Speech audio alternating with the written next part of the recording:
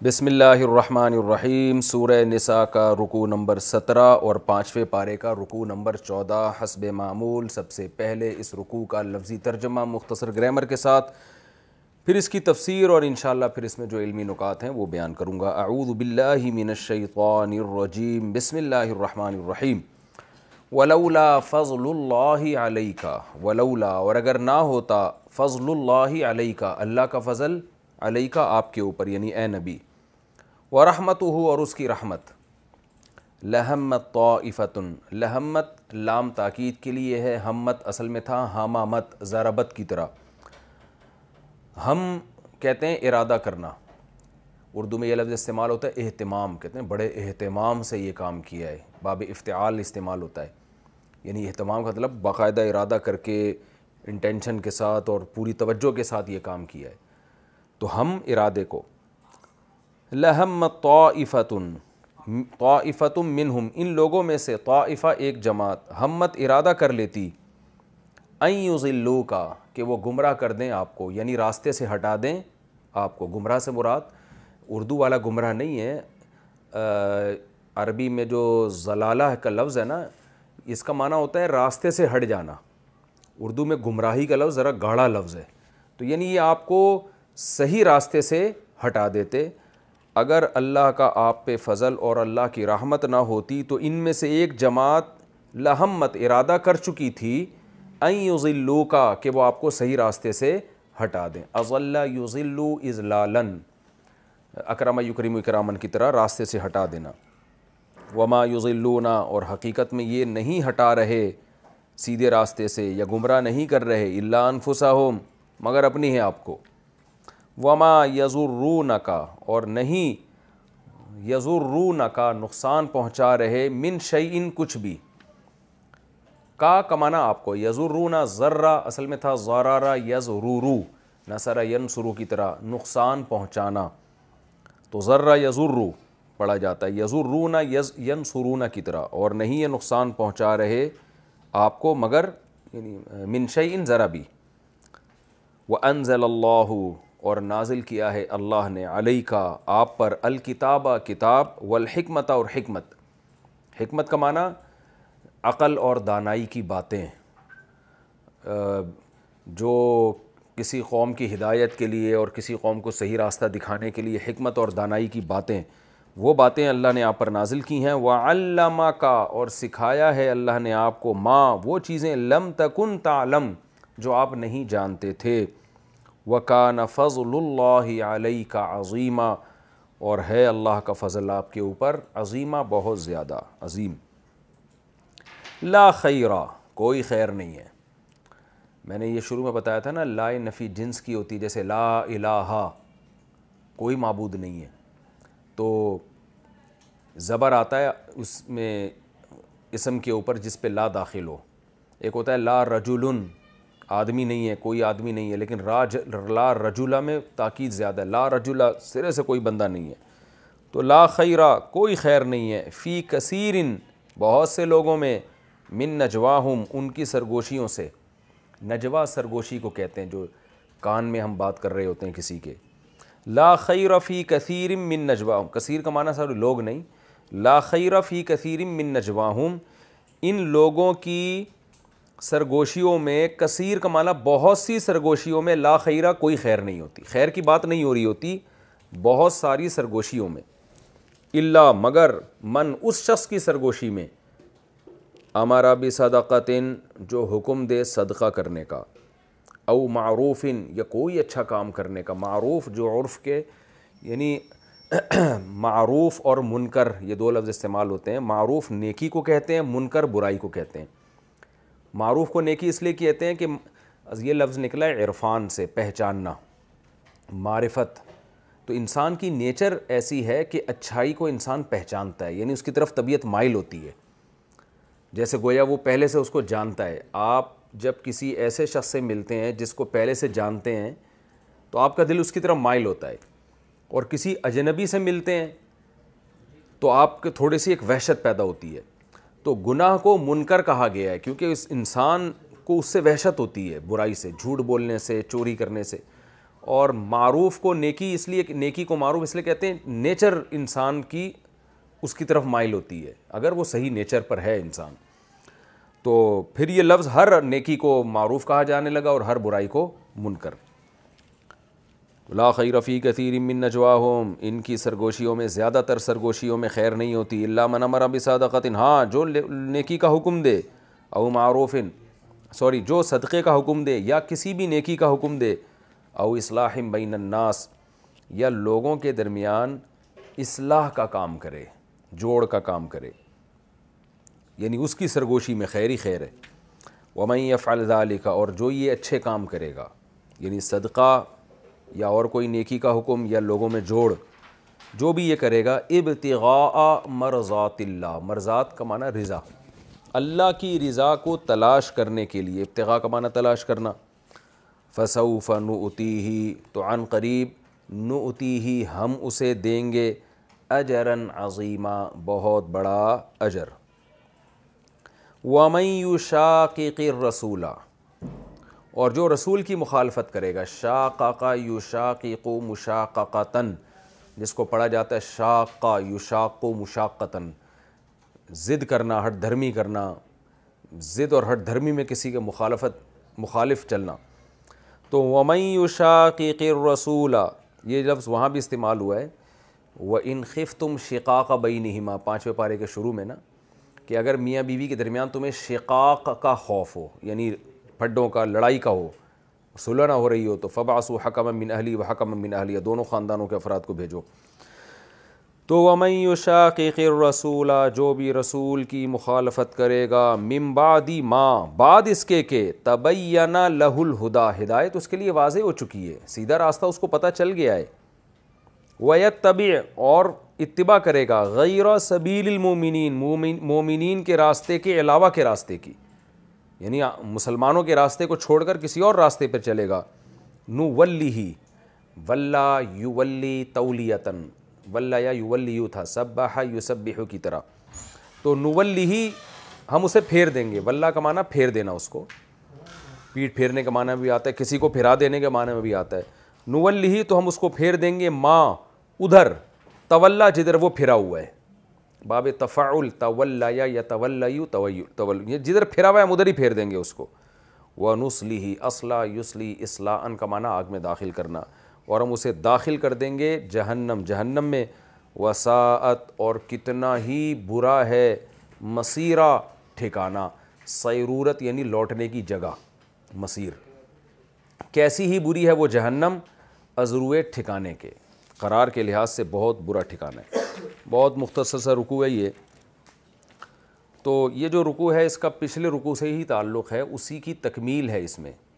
پچھلے رکوع میں آپ نے پڑھا تھا، میں اس کی تفسیر اب بیان کر رہا ہوں، آپ نے پڑھا تھا کہ بشیر نامی ایک منافق نے چوری کی، اور حضرت رفاعہ اور قتادہ رضی اللہ تعالیٰ عنہ نے جب الزام لگایا قرائن کی وجہ سے، تو الٹا اس نے کسی لبید نامی ایک شخص پہ الزام لگا دیا۔ نبی صلی اللہ علیہ وسلم بھی شروع میں متاثر ہوئے بنو ابیرق، جو بشیر جس قبیلے کا آدمی تھا، ان کی باتوں سے، تو اللہ نے آپ کو تنبیہ کی کہ اس معاملے میں حضرت قتادہ اور حضرت رفاعہ وہ حق پر ہیں، اور یہ بنو ابیرق اپنے ساتھی کی غلط طرفداری کر رہے ہیں۔ تو یہ پورے واقعہ اللہ نے صحیح نبی کو بیان کر دیا، اور پھر وہ شخص مرتد ہو کے چلا گیا، بشیر نامی جو شخص تھا، اپنی بے عزتی اس نے محسوس کی۔ تو اب اس پورے پروسیس میں اللہ نے نبی صلی اللہ علیہ وسلم کو کسی قوم کے اثر سے متاثر ہونا یا کسی قبیلے کی وجاہت سے متاثر ہونے سے بچایا، اور حق پر قائم رہنے کی توفیق عطا فرمائی، اور بتا بھی دیا کہ اس میں حق کیا ہے۔ تو اب اللہ اپنے نبی پر اپنا یہ احسان جتلا رہے ہیں کہ اے نبی، اگر اللہ کا فضل اور اللہ کی رحمتیں آپ پر نہ ہوتیں تو آپ بھی سیدھے راستے سے ہٹ جاتے۔ یہ اللہ کا فضل ہے کہ آپ کو جا بجا وہ گائیڈ کرتا رہتا ہے، اور اگر آپ سے کہیں کوئی خطا ہوتی بھی ہے تو اللہ اس غلطی پر آپ کو تنبیہ کر کے غلطی سے معافی مانگنے کی توفیق عطا فرما دیتا ہے۔ تو یہ اللہ کی دین ہے، اس پہ آپ کو اللہ کا شکر ادا کرنا چاہیے۔ اس لیے فرمایا وَلَوْلَا فَضْلُ اللَّهِ عَلَيْكَ وَرَحْمَتُهُ، اگر اللہ کا آپ پر فضل نہ ہوتا اور اللہ کی رحمت نہ ہوتی، لَهَمَّتْ طَائِفَةٌ مِّنْهُمْ، تو ان میں سے ایک جماعت تو ارادہ کر چکی تھی، ان یضلوکا کہ وہ آپ کو سیدھے راستے سے ہٹا دیتی. وہی بنو ابیرق کی جماعت تھی جو اپنی باتوں سے اور چکنی چپڑی باتیں اور یعنی اس کو جذباتی انداز میں پیش کرنا، جیسے کہ ہوتا ہے کہ لوگ بعض دفعہ کیا کرتے ہیں کہ جو فیصلہ کرنے والا ہوتا ہے نا اس کو بڑے جذبات میں آ کے رونا دھونا، ایکسائٹیڈ ہو جانا، اس طرح کے یا ایسے دلائل دینا جو ہوتے صحیح نہیں ہیں لیکن سامنے والا اس سے متاثر ہو جاتا ہے. تو اے نبی یہ لوگ تو ارادہ کر چکے تھے کہ آپ کو سیدھے راستے سے ہٹا دیں، لیکن وما یضلون الا انفسہم، جو بھی یہ کام کرے گا تو وہ آپ کو نہیں بلکہ اپنے ہی آپ کو سیدھے راستے سے ہٹا رہا ہے، یعنی خود وہ غلطی میں مبتلا ہو رہا ہے. وما یضرونک من شیء، اور یہ آپ کو ذرا بھی نقصان نہیں پہنچا سکتے. یعنی آپ نے جو درست فیصلہ کیا اس میں آپ اب ان سے ڈریں نہیں کہ یہ قبیلہ ہے یا اس کے لوگ ہیں آپ کے خلاف آپ کو نقصان پہنچائیں گے، تو ایسا بھی نہیں ہے، اللہ آپ کے ساتھ ہے. وَأَنزَلَ اللَّهُ عَلَيْكَ الْكِتَابَ، اور اللہ نے آپ پر احسان کیا کہ اللہ نے آپ پر آسمان سے کتاب نازل کی، والحکمہ، اور حکمت اور دانائی بھی نازل کی جس کو حدیث کہا جاتا ہے.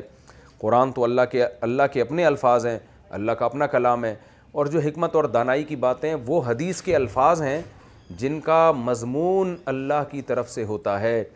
الفاظ پیغمبر صلی اللہ علیہ وسلم کے اپنے ہوتے ہیں، تو وہ بھی بڑی حکمت اور دانائی کی باتیں ہیں، جیسے کہ ہم دیکھتے ہیں حدیث میں آپ صلی اللہ علیہ وسلم نے جو ہمیں باتیں بتائی ہیں بڑی حکمت اور دانائی کی باتیں ہیں.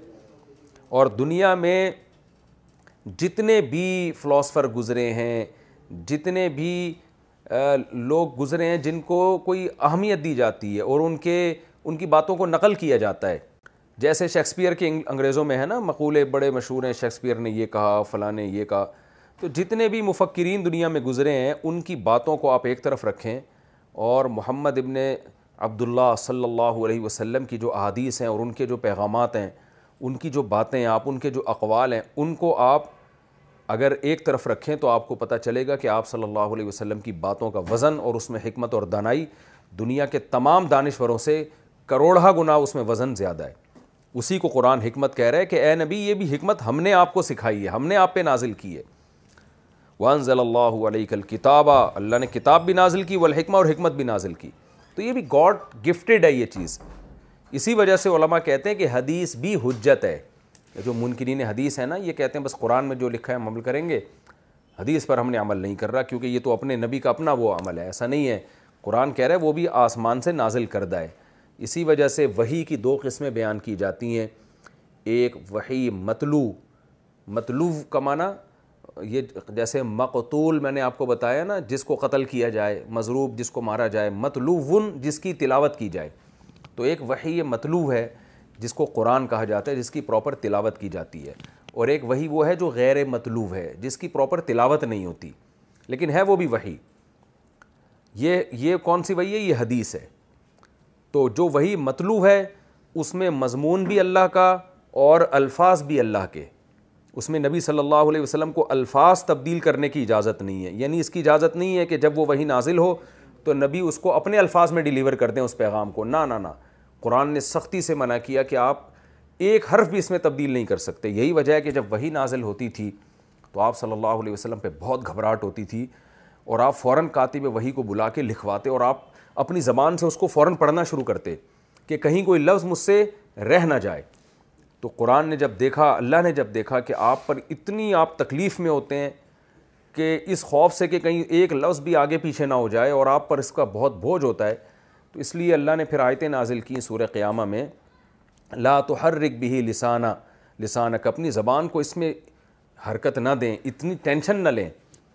ان علینا جمعہ و قرآنہ، اس کا جمع کرنا اور اس کا آپ کی زبان سے تلاوت کروانا یہ ہمارا کام ہے، اللہ آپ کو نہیں بھولنے دے گا. تو یہ بھی قرآن نے وعدہ کیا سورہ قیامہ میں بھی اور دوسرے مقام پر بھی کہ یہ اس میں آپ ٹینشن نہ لیں. ورنہ نبی صلی اللہ علیہ وسلم بہت زیادہ ٹینشن لیا کرتے تھے کہ ایک حرف بھی کہیں دائیں بائیں نہ ہو جائے اور جو اللہ نے میرے ذمہ کام لگایا ہے اللہ کا پیغام بندوں تک پہنچانا، اس میں کہیں ایسا نہ ہو کہ کوئی تبدیلی واقع ہو جائے. تو یہ وحی مطلوع ہے. دوسری وحی وہ ہے کہ جس کا مضمون اللہ کی طرف سے ہے لیکن الفاظ پیغمبر صلی اللہ علیہ وسلم کے اپنے ہیں، اور یہ حکمت سے تعبیر قرآن نے اس کو کیا ہے. تو اس سے پتہ چلتا ہے کہ وہ بھی اللہ کی طرف سے نازل کردہ ہے. ہاں اس میں الفاظ نبی کے اپنے ہیں اور ان الفاظ میں صحابہ نے بھی اس کو کیونکہ اس میں الفاظ کی اتنی ویلیو نہیں تھی اس لیے صحابہ نے بھی بسا اوقات ایسا ہوتا ہے کہ نبی نے کوئی بات اپنے الفاظ میں کہی تو صحابی نے ان الفاظ کو زیادہ رعایت نہیں کی بلکہ اس کے مفہوم کو اپنے الفاظ میں بیان کر دیا. اس کو کہتے ہیں روایت بالمعنی. ایک ہوتا ہے روایت باللفظ, بالکل جو نبی نے جو الفاظ کہے تھے بعینی ہی انہی الفاظ کے ساتھ آپ نے نبی کے پیغام کو نقل کیا. تو صحابہ نے, بعض صحابہ نے ایسا بھی کیا ہے, بعض حدیثوں میں ایسا بھی ملتا ہے کہ ان میں ایک حرف بھی صحابی نے تبدیل نہیں کرنے دیا. لیکن ایسا بھی حدیثوں میں بکثرت ہوا ہے کہ رسول اللہ صلی اللہ علیہ وسلم کے جو الفاظ مبارک تھے تو صحابی نے اس کے مفہوم کو اپنے الفاظ میں بیان کیا ہے. تو ایسا بھی حدیث میں کثرت سے ہوا ہے. یہی وجہ ہے کہ ایک ہی حدیث ہمیں دو مختلف سندوں سے تھوڑی بہت الفاظ کی چینجنگ کے ساتھ ملتی ہے, لیکن یہ چینجنگ بہت زیادہ نہیں ہوئی ہے, الفاظ کی چینجنگ تھوڑی بہت ہوئی ہے, کیونکہ صحابہ یہ سمجھتے تھے کہ قرآن کے الفاظ جو ہیں وہ بذات خود مقصود ہیں, اور نبی صلی اللہ علیہ وسلم کا پیغام بھی اگر کسی طرح ڈیلیور کر دیا جائے اپنے الفاظ میں تو وہ بھی کافی ہے. اس کی مثال ایسے ہے جیسے میں یہ کہوں کہ میں یعنی کسی کا پیغام آپ کو بتاؤں کہ بھئی اپنے بھائی کو آ کے میں کہتا ہوں کہ والد صاحب یہ کہہ رہے ہیں کہ چھوٹے بھائی سے کہو کہ جا کے پانی لے آئے. والد صاحب کے الفاظ کیا تھے؟ چھوٹے بھائی سے کہو کہ جا کے پانی لے کر آئے. تو اب بڑا بھائی گیا چھوٹے بھائی سے کہتا ہے والد صاحب کہہ رہے ہیں کہ چھوٹے بھائی سے کہو کہ جا کے پانی لے کر آئے. تو یہ تو الفاظ بھی وہی ہیں اور پیغام بھی وہی ہے, لیکن اس کو دنیا میں جائز سمجھا جاتا ہے کہ میں الفاظ نقل کرنے کے بجائے پیغام نقل کر دوں. تو اس کا طریقہ کیا ہوگا؟ میں چھوٹے بھائی سے جا کے کہوں گا کہ والد صاحب پانی منگوا رہے ہیں, والد صاحب پانی پینا چاہتے ہیں تمہارے ذریعے سے. تو یہ سب مفہوم 100% وہی ہوگا اس کا. تو حدیثوں میں اس طرح ہوا ہے کہ صحابی نے بعض دفعہ مفہوم کو بیان کر دیا, بعض دفعہ صحابی نے تو الفاظ بیان کیے, تابعی نے مفہوم کو بیان کر دیا. تو احادیث میں اس طرح ہوا ہے, لیکن قرآن میں ایسا نہیں ہوا. وانزل اللہ علیک, لیکن اکثر اس کی رعایت کی گئی ہے صحابہ کرام کے دور میں بھی کہ الفاظ بھی بعینی ہی اسی طرح سے نقل کیے جائیں. یعنی کوئی یہ ایسا نہیں ہے کہ ہر حدیث میں ایسا ہو رہا ہے عموم, اور ہمیں ایسے ملتا ہے حدیث میں کہ صحابی کہتے ہیں یہ الفاظ میں نے نبی سے خود سنے اور میرے کانوں نے محفوظ کیے اور میں آپ کو دیکھ رہا تھا, یہ بتانے کے لیے کہ بھئی میں الفاظ بھی چینج نہیں کر رہا. وانزل اللہ علیک الکتاب والحکمہ, اور اللہ نے آپ پر نازل کی ہے کتاب بھی اور حکمت بھی. وعلمک, اور نبی اللہ نے آپ کو سکھایا ہے ما وہ چیزیں لم تکن تعلم جو آپ نہیں جانتے تھے, علوم اللہ نے آپ کو دیے ہیں. وکان فضل اللہ علیک عظیما, اور اللہ کا فضل آپ پر بہت زیادہ ہے. تو جہاں آپ سے کہیں خطا کا امکان ہوتا ہے یا خطا ہو جاتی ہے اللہ آپ کو صحیح راستہ بتا دیتا ہے, اللہ آپ کو گائیڈ کر دیتا ہے. یہ اللہ کا آپ پر بہت بڑا احسان ہے. آگے چونکہ وہ بنو عبیرک کے لوگ سرگوشیاں کرتے تھے نا رات کو بیٹھ کے, تو قرآن نے ایک اصول بیان کر دیا کہ بھئی لوگ جب بھی سرگوشی کرتے ہیں تو عام طور پر ان کی سرگوشیوں میں خیر کم ہوتی ہے, شر زیادہ ہوتا ہے. یہ قیامت تک کے لیے ایک اللہ نے اصول بیان کر دیا.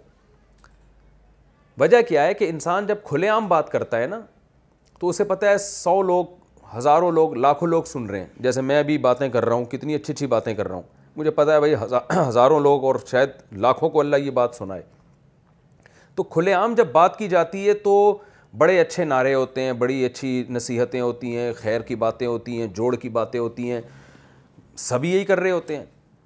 لیکن جب چپکے سے سرگوشیاں ہوتی ہیں نا تو پتہ ہے کہ بھئی جس کے کان میں بات کر رہا ہوں وہ سن رہا ہے اور میں سن رہا ہوں, یا 2-3 آدمی بیٹھ کے چپ چپ کے جب بات کر رہے ہوتے ہیں تو ان باتوں میں اللہ کہہ رہا ہے خیر کا عنصر کم اور شر کا عنصر زیادہ. ان میں اکثر توڑ کی باتیں ہوتی ہیں, بخل کی باتیں ہوتی ہیں, غیبتیں ہوتی ہیں, بہتان تراشیاں ہوتی ہیں, اور ایسی باتیں ہوتی ہیں جس سے معاشرے میں خیر کے بجائے فساد پھیلے.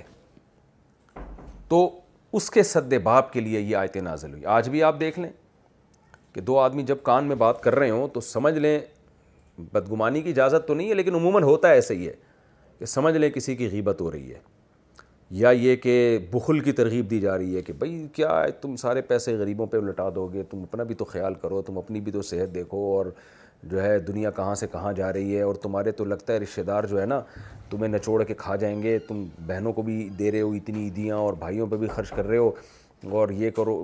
یعنی جب چھپ کے بات ہوتی ہے نا تو اسی قسم کی اکثر باتیں ہو رہی ہوتی ہیں.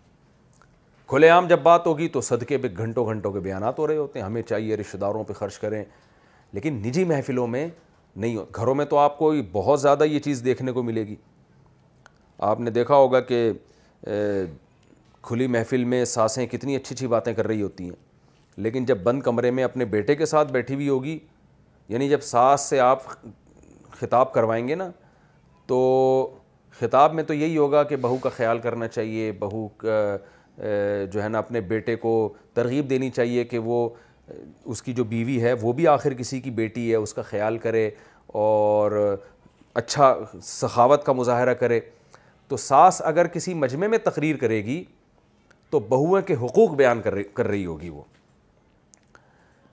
لیکن یہی ساس جب بند کمرے میں اپنے بیٹے کے کان میں بیٹھ کے بات کرے گی تو اکثر یہ ہوتا ہے کہ وہ یہ نہیں کہہ رہی ہوتی کہ بیٹا اپنی بیوی کا خیال کیا کرو, وہ بھی کسی کی بیٹی ہے, اپنی بہنوں کو سوچو, آج تمہاری بیٹیاں ہوں گی ان کا سوچو, تو ان کو سوچ کے دوسروں کی بیٹیوں کا بھی خیال کیا کرو, اس پہ خرچ کیا کرو, ہاتھ کھلا رکھو.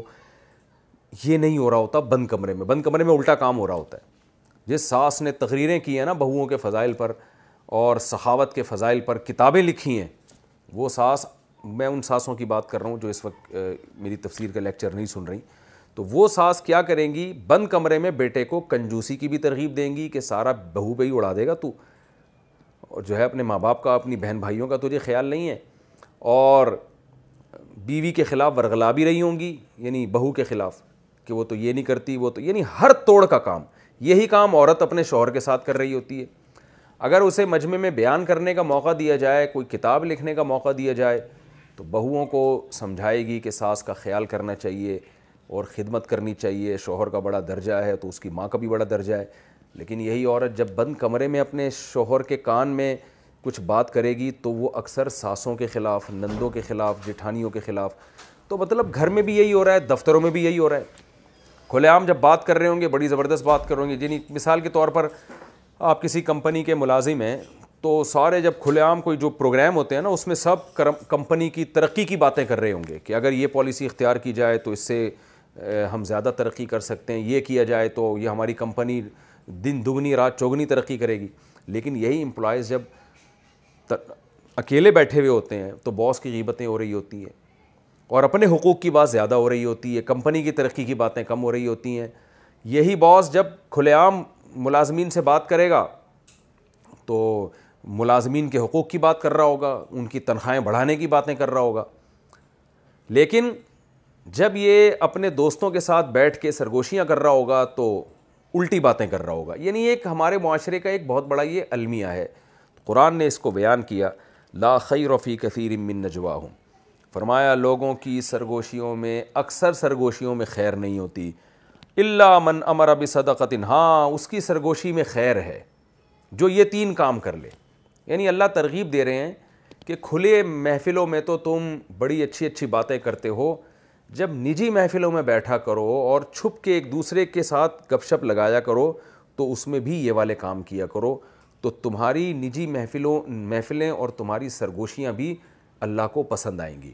وہ کیا کام کیا کرو, امر بصدقۃ, صدقے کا حکم دیا کرو. یہ بڑا مشکل کام ہے کہ آپ تنہائی میں کسی کے کان میں اس کو دوسروں پہ خرچ کرنے کی ترغیب دیں. اپنے اوپر خرچ کرنے کی ترغیب تو انسان کھلے عام نہیں دے رہا ہوتا, کھلے عام جب تقریر کرے گا تو دوسروں پہ خرچ کرنے کے لیے. لیکن جب بند کمرے میں کسی سیٹ سے بات کرے گا تو وہ اپنے اوپر خرچ کرنے کے فضائل بیان کر رہا ہوگا, دوسروں پہ خرچ کرنے کے فضائل نہیں بیان کر رہا ہوگا. یہ عام طور پر ہوتا ہے. لیکن اللہ کیا فرماتے ہیں, نا نا نا نا, جب سرگوشیاں کیا کرو تو ترغیب دیا کرو صدقہ کرنے کی. تو وہ ساس بہت اچھی ہے جو اپنے بیٹے کو ترغیب دے رہی ہو بہو پہ خرچ کرنے کی. وہ بہو بہت اچھی ہے جو بند کمرے میں اپنے شوہر کو ترغیب دے رہی ہو اپنی ماں اور اپنی نندوں جٹھانیوں کا خیال کرنے کی, کہ بھئی اپنے شوہر کو کہہ رہی ہو کہ اپنی بہنوں کا بھی خیال کیا کرو, ان کے بچوں کا بھی خیال کیا کرو. اور وہ کمپنی کا جو اونر ہے وہ بہت اچھا ہے کہ جو جب اپنے جیسے اونرز کے ساتھ مل کے تنہائی میں بیٹھتا ہے تو ان کو ترغیب دیا کرے کہ بھائی میں اپنے ملازمین پہ بہت خرچ کرتا ہوں, تم بھی اپنے ملازمین پہ خرچ کیا کرو, اس پہ اجر ملتا ہے, یہ چیز برکت, مال میں برکت کا ذریعہ بنتی ہے. تو اللہ فرماتے ہیں کہ نجی محفلوں میں ایک دوسرے کو چھپ کے صدقے کی ترغیب دیا کرو, او معروفن, یا اور کوئی بھی بھلے کام کی. صدقے کو ہائی لائٹ اس لیے کیا کہ اس کی بہت کم ترغیب دی جاتی ہے. دوسری نیکیوں کی تو ترغیب دے دی جاتی ہے لیکن صدقے کی کم ترغیب دی جاتی ہے. انسان کی طبیعت میں بخل ہے, وہ چاہتا ہے کہ اگر کوئی خرچ کرے تو مجھ پہ ہی کرے, دوسروں پہ کیوں کرے یہ خرچ. تو اللہ نے فرمایا دوسروں پہ خرچ کرنے کی ترغیب دیا کرو. او معروفین, یا اور بھی کوئی بھی اچھے کام کی ترغیب دے دیا کرو نجی محفلوں میں. او اصلاح بین الناس, یا سرگوشیوں میں جوڑ کی بات کیا کرو. ایسا کام کرو جس سے آپس میں جوڑ پیدا ہو. عام طور پر کھلی محفلوں میں تو جوڑ کی بات ہوتی ہے, تعریفیں ہوتی ہیں, وہ بھی بہت اچھا, وہ بھی بہت اچھا. نجی محفلوں میں غیبتیں ہوتی ہیں جس سے گھر ٹوٹتے ہیں, بہتان تراشیاں ہوتی ہیں. یہ بھی آپ گھروں میں بھی دیکھ لیں, مسجدوں میں بھی دیکھ لیں, دفتروں میں بھی دیکھ لیں. گھروں میں کیا ہو رہا ہوتا ہے, وہی جب ساس اپنے بیٹے کے ساتھ بیٹھے گی تو بہو کی برائیاں چھپ چھپ کے اس کے کان میں کر رہی ہوگی, آواز بھی آہستہ ہو جاتی ہے. اور بیوی جب اپنے شوہر سے کر رہی ہوگی تو کبھی نہیں ماں کی تعریفیں یعنی اپنے شوہر کی, بلکہ اس کی برائیاں کہ وہ تمہاری اماں ایسی اور تمہاری بہنیں ایسی اور یہ کر کے گئی ہیں اور یوں کر کے گئی ہیں, پڑوس یوں کر رہے تھے فلاں, تمہارا بھائی تو ایسا ہے, اس کو تو خیال ہی نہیں ہے تمہارا, وہ تو سب باپ بن کے بیٹھا ہوا ہے تمہارے گھر میں. یعنی ہر وہ کام جس سے دلوں میں نفرتیں پیدا ہوں. تو اللہ فرماتے ہیں اس کے بجائے کیا کیا کرو, جوڑ پیدا کیا جوڑ, ایسی باتیں کیا کرو جس سے جوڑ پیدا ہو. کوئی آپ کے سامنے غیبت کر رہا ہے تو آپ بتاؤ بھائی نہیں ایسا نہیں ہے, وہ آپ کو شاید غلط فہمی ہوئی ہے, وہ تو آپ کی بڑی تعریفیں کرتا ہے, وہ تو آپ سے بڑا متاثر ہے. تو اس طرح کی باتیں نبی صلی اللہ علیہ وسلم نے فرمایا لیس الکذاب الذی یکذب لیصلح بین الناس, وہ شخص جھوٹا نہیں ہے جو اس لیے جھوٹ بولے تاکہ لوگوں میں جوڑ پیدا ہو جائے. تو کتنی بڑی فضیلت ہے. جمہور علماء یعنی امام مالک, امام شافعی اور احمد بن حنبل تو کہتے ہیں کہ صریح جھوٹ بولنا بھی جائز ہے جوڑ پیدا کرنے کے لیے. امام ابو حنیفہ رحمہ اللہ تعالیٰ کی رائے میں صریح جھوٹ بولنا تو جائز نہیں ہے. وہ کہتے ہیں یہاں کذب جو ہے توریہ کے معنی میں ہے, اور اس کے ہمیں بہت ساری مثالیں ملتی ہیں کہ کذب یعنی جھوٹ کا لفظ قرآن میں توریہ کے معنی میں قرآن و سنت میں استعمال ہوا ہے. کہتے ہیں صریح جھوٹ تو نہیں ہے اس لیے کہ قرآن میں آتا ہے لعنت اللہ علی الکاذبین, تو یہاں مراد ہے توریہ. توریہ کا مطلب سامنے والا اس کا مطلب کچھ اور لے اور آپ اس کا مطلب آپ کی نظر میں کچھ اور ہو. تو ایسی گول مول باتیں کرنا یعنی بالکل ہر جگہ کلیئر کٹ بات کرنا یہ شریعت میں پسندیدہ نہیں ہے. آپ ہر جگہ جا کے کلیئر کٹ بات کر کے جو ہے نا, جو مثال کے طور پر ایک دو بھائیوں میں لڑائی ہے, ایک بھائی نے اس کی غیر موجودگی میں دوسرے بھائی کے بارے میں گالیاں دی, اس کو برا بلا کہا. اب آپ دوسرے بھائی کو جا کے بتا رہے ہو تمہارا بڑا بھائی یہ ورڈنگ تمہارے لیے استعمال کر رہا تھا. اس نے پوچھا نا چھوٹے نے کہ میرے بڑے بھائی نے کیا کیا القابات سے مجھے نوازا ہے. آپ نے پورے وہ جو فحش گالیاں تھیں پورا اس کا تجوید کے ساتھ وہ گالیاں ڈیلیور کر دیں. یہ کہا ہے آپ کے بڑے بھائی نے. لوگوں نے پوچھا آپ ایسا کیوں کر رہے ہیں, آپ نے کہا میں ہمیشہ سچ بولتا ہوں. اس نے مجھ سے پوچھا تھا بڑے نے میرے بارے میں کیا کیا کہا ہے, تو میں نے بتا دیا کہ یہ کہا ہے پوری تجوید کے ساتھ, اور اعوذ باللہ بسم اللہ پڑھ کے میں نے پورا بتا دیا. بھائی یہ تو اس سے تو نفرت پیدا ہوگی چھوٹے کے دل میں بڑے کی. تو آپ نے دلیل یہ دی کہ بھائی میں جھوٹ نہیں بولتا. اس نے پوچھا تھا کیا کیا کہا ہے, تو میں بات گھمانا میری عادت ہی نہیں ہے, میں تو کلیئر کٹ بات کرنے کا عادی ہوں. اگرچہ میری نیت لڑانے کی نہیں تھی, میں نے کلیئر کٹ بات کی ہے, بھائی میں اس سے گول مول باتیں نہیں ہوتی. تو یہ ایسے موقع پہ یہ بات غلط ہے, ایسے موقع پہ گول مول بات کرنا یہ زیادہ ثواب ہے. امام مالک, امام شافعی کے یہاں تو سری جھوٹ بول دو کہ اس نے گالی دی نہیں ہے. امام ابو حنیفہ کہتے ہیں سری جھوٹ تو نہ بولو لیکن گول مول بات کرو. گول مول بات کیسے ہو سکتی ہے, بھائی آپ کو پتہ نہیں کس نے کہہ دیا, بڑی بڑی گالیاں دی ہیں, کچھ وہ تھوڑی بہت کچھ آپ کی چیزوں پر اعتراض کر رہے تھے, وہ کچھ دو چار الفاظ جو انسان غصے میں کبھی کبھار کیا ہی دیتا ہے, کوئی اس طرح کا تھا, وہ کوئی ایسا نہیں ہے. میں اس وقت وہاں موجود تھا, وہ اتنی بری باتیں نہیں ہیں جتنی آپ سمجھ رہے ہیں. اور پھر آپ نے تعریفیں شروع کر دی, بھائی وہ کچھ ایسے اچھے الفاظ بھی کہتے اس نے. یعنی یہ انسان خود فیصلہ کر لیتا ہے ایسے موقع پہ کہ ایسے موقع پہ جھوٹ سے بچے بغیر آپس میں جوڑ کیسے پیدا ہوگا. تو ایسے موقع پہ کلیئر کٹ بات کرنے کی آپ کو اجازت نہیں ہے, بلکہ گول مول گھما کے بات کرنا ایسے موقع پہ ثواب ہے. عام حالات میں تو باتوں کو گھمانا کوئی اچھا کام نہیں ہے, لیکن جوڑ پیدا کرنے کے لیے باتوں کو گھمانا اور ایسی بات کرنا کوئی گھما پھرا کے تاکہ آپس میں محبتیں پیدا ہو, تو یہ شریعت کا بہت اہم حکم ہے اور آپ صلی اللہ علیہ وسلم نے اس کی ترغیب دی ہے. بات چونکہ جھوٹ سے نکلی ہے تو حدیث میں یہ بھی آتا ہے کہ بیوی کو خوش کرنے کے لیے بھی جھوٹ بولنا جائز ہے. تو وہاں بھی جھوٹ کا مطلب یہی ہے امام ابو حنیفہ کے نزدیک کہ بعض دفعہ کلیئر کٹ بات کرنے سے عورت کو تکلیف ہوتی ہے, تو اس میں بھی آدمی بات کو تھوڑا گھما سکتا ہے. ہر بات گھر میں ایک دم بالکل صحیح شروع کر دیں گے تو گھروں میں لڑائیاں پیدا ہوں گی.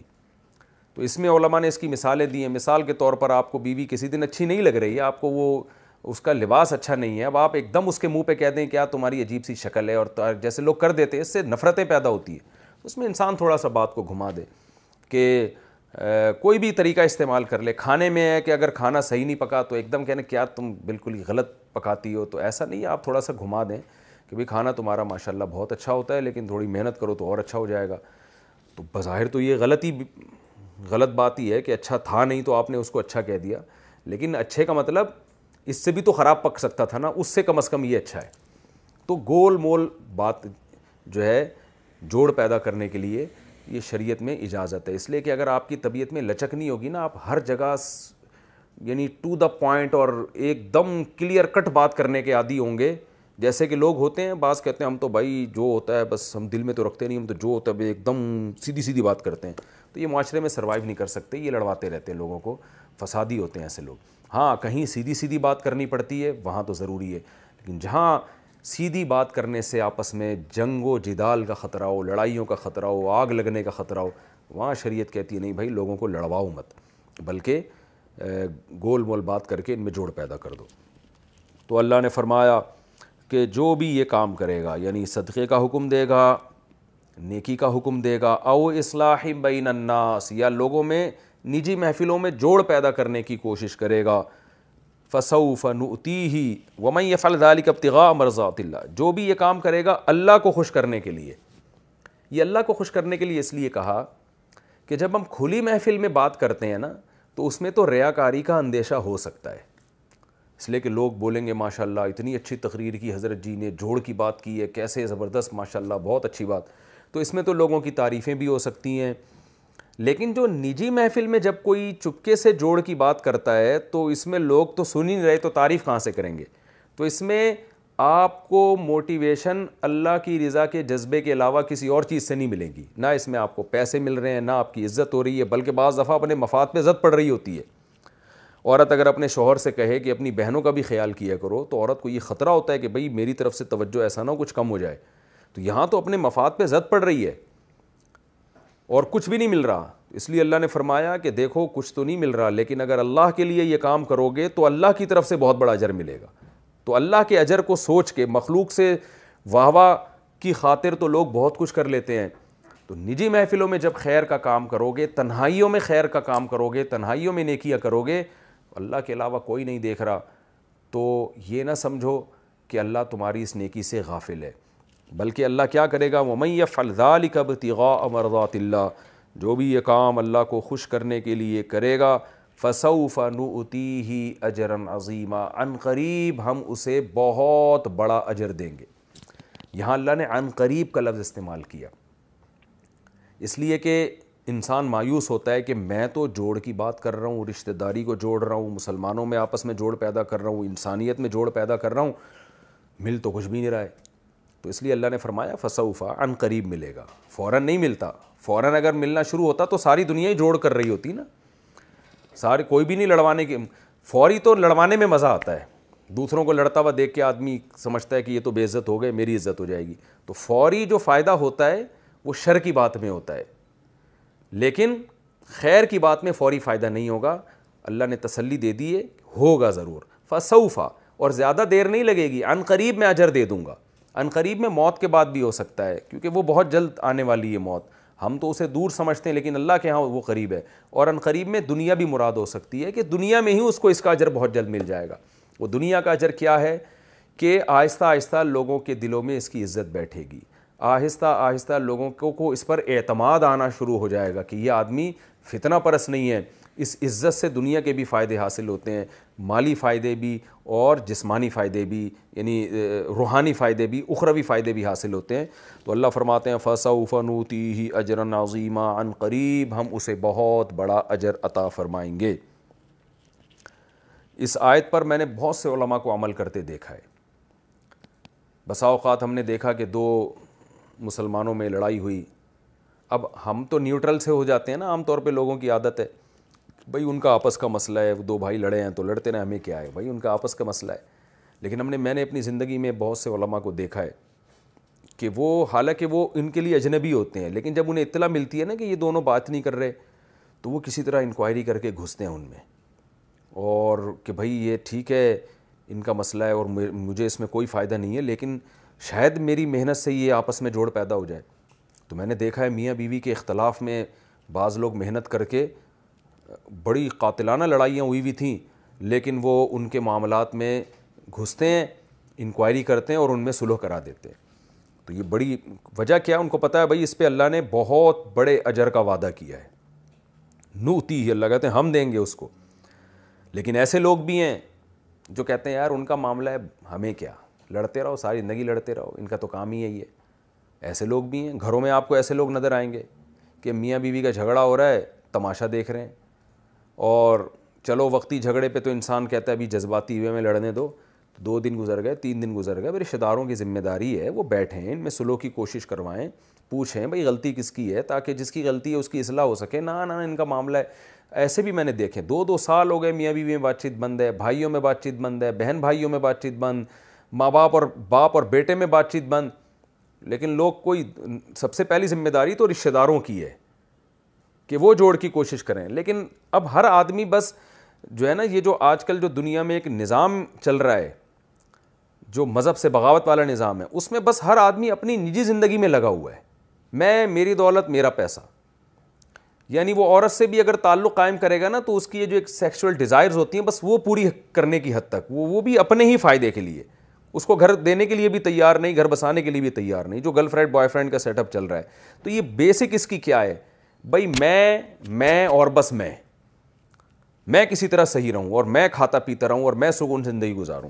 تو یہ جو زندگی ہے، لائف اسٹائل ہے، یہ اللہ کو پسند نہیں ہے۔ انسان کو اللہ نے کمیونٹی کی شکل میں پیدا کیا ہے جس میں رشتہ داروں کے حقوق ہیں، پھر رشتہ داروں کے درجات ہیں، پھر پڑوسی ہیں، پھر آپ کا شہر ہے، شہر کے لوگ ہیں، پھر آپ کے کنٹری کے لوگ ہیں، پھر مذہب کے لوگ ہیں، پھر ایک انسانیت کا رشتہ ہے۔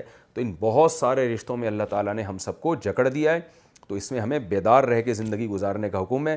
اور یہ تکبر کہ کوئی بھی جھگڑا ہو آپ کے پاس آئے، آپ بولو بس دفع ہو جاؤ یہاں سے، میرے پاس ٹائم نہیں ہے تم لوگوں کو نمٹانے کا، یہ بہت غلط بات ہے۔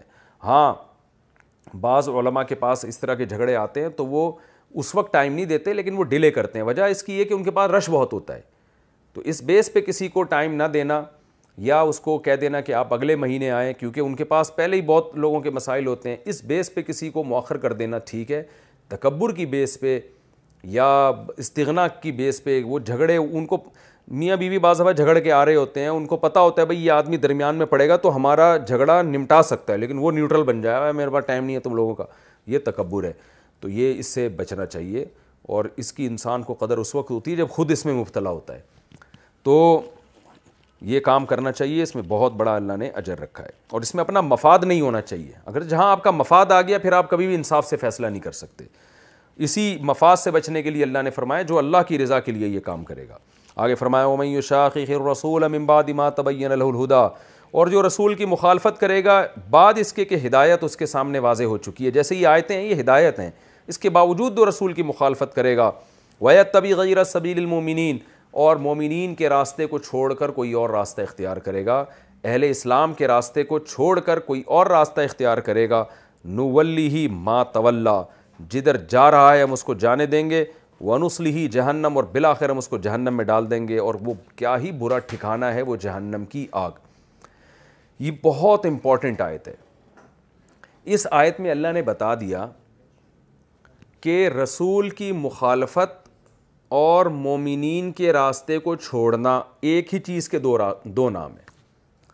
یعنی کیا مطلب، جو رسول کو فالو کرے گا وہ عامۃ المومنین ہی کے راستے کو فالو کرے گا۔ راستے سے مراد عامۃ المومنین جس کو ٹھیک سمجھ رہے ہیں، جو بھی مسلمانوں کے علماء صلحاء ہیں، جو اس کو، یہ آیت سب سے پہلے تو صحابہ کے بارے میں ہے، کیونکہ جب نازل ہوئی تو اس وقت مومنین تو صحابہ کرام تھے۔ تمام فقہا کا اتفاق ہے اس آیت کے بارے میں کہ اس آیت سے اجماع کا حجت ہونا ثابت ہوتا ہے کہ اہل اسلام کسی بات پہ جمع ہو جائے نا، جمع کا مطلب وہ یہ سمجھنے لگیں کہ یہ جائز ہے یا یہ خیر کا کام ہے یا یہ شریعت میں لازم ہے، کسی بھی مسئلے پر جب سارے اہل اسلام کا جمع ہو جائیں گے تو وہ مومنین کا راستہ بن جائے گا۔ تو اس کی مخالفت اللہ اور رسول ہی کی مخالفت ہے، قرآن و سنت ہی کی مخالفت ہے۔ تو یہ آیت جو ہے اجماع کے حجت ہونے کی بہت مضبوط دلیل ہے۔ اور یہ قرآن سے بھی ثابت ہے. نبی صلی اللہ علیہ وسلم نے فرمایا لا تجتمع امتی علی ضلالہ، فرمایا نبی صلی اللہ علیہ وسلم نے میری امت گمراہی پہ کبھی جمع نہیں ہوگی. تو یہ بھی ایک مضبوط دلیل ہے اجماع کے حجت ہونے کی. کبھی بھی زندگی میں ایسا نہیں ہو سکتا قیامت تک کہ پوری امت غلط ہو جائے. تو اس سے علماء استدلال کرتے ہیں کہ قرآن و حدیث کی اگر کوئی شخص ایسی تشریح بیان کر رہا ہے، لیبل قرآن و سنت کا، مگر اس کی کو ایسے طرح سے ڈیفائن کر رہا ہے کہ کسی بھی دور میں امت مسلمہ اس تشریح کے خلاف تشریح پہ جمع ہو چکی تھی، تو اس کا مطلب وہ تشریح غلط ہے. پھر یعنی یہ شخص جو قرآن و سنت کی تشریح کر رہا ہے غلط ہے، کیونکہ ہمیں قرآن ہی سے پتہ چلتا ہے کہ یہ امت گمراہی پہ جمع نہیں ہو سکتی، کیونکہ اللہ نے نبی کے راستے کو چھوڑنے کو، مسلمانوں کے راستے کو چھوڑنا اور نبی کے راستے کو چھوڑنا ایک ہی چیز کے دو نام اللہ نے بیان کیے.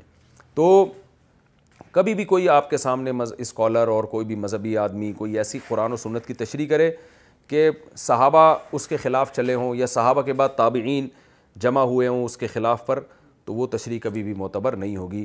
تو اس لیے علماء کہتے ہیں اجماع کسی بھی دور میں مسلمان اگر کسی بات پہ جمع ہو جائے نا تو وہ حجت ہے، اس کے خلاف فتویٰ دینا جائز نہیں ہے. اس لیے نہیں کہ امت کو یہ اتھارٹی ہے کہ وہ مذہب کو چینج کر لے، نہ، بلکہ اس لیے کہ اللہ نے بتا دیا ہے کہ امت غلط، یعنی قرآن و سنت کے خلاف بات پہ جمع ہو ہی نہیں سکتی. تو اگر امت آپ کو لگتا ہے کہ قرآن و سنت کے خلاف بات پہ جمع ہوئی ہے تو اس کا مطلب وہ خلاف ہے نہیں، آپ کو اپنی عقل کے نقص کی وجہ سے وہ خلاف لگ رہا ہے. تو کبھی بھی امت گمراہی پہ جمع نہیں ہو سکتی. تو اس سے بہت سارے ہمارے مسائل حل ہو جاتے ہیں جو آج جن کو اختلافی بنا دیا گیا ہے، جن میں ایک 3 طلاق کا مسئلہ، 3 طلاق کے مسئلے پر صدیوں امت کا اجماع رہا ہے.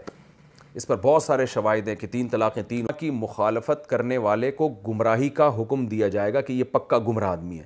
کچھ مسائل ایسے ہیں جن میں بعض علماء کو غلطی ہوئی ہے، وہ مسائل اجماعی تھے لیکن وہ یہ سمجھ رہے تھے کہ شاید یہ اجماعی نہیں ہے، تو اس بیس پر ان کے مسئلے کو تو رد کیا جائے گا مگر اس عالم کو گمراہ نہیں کہا جائے گا.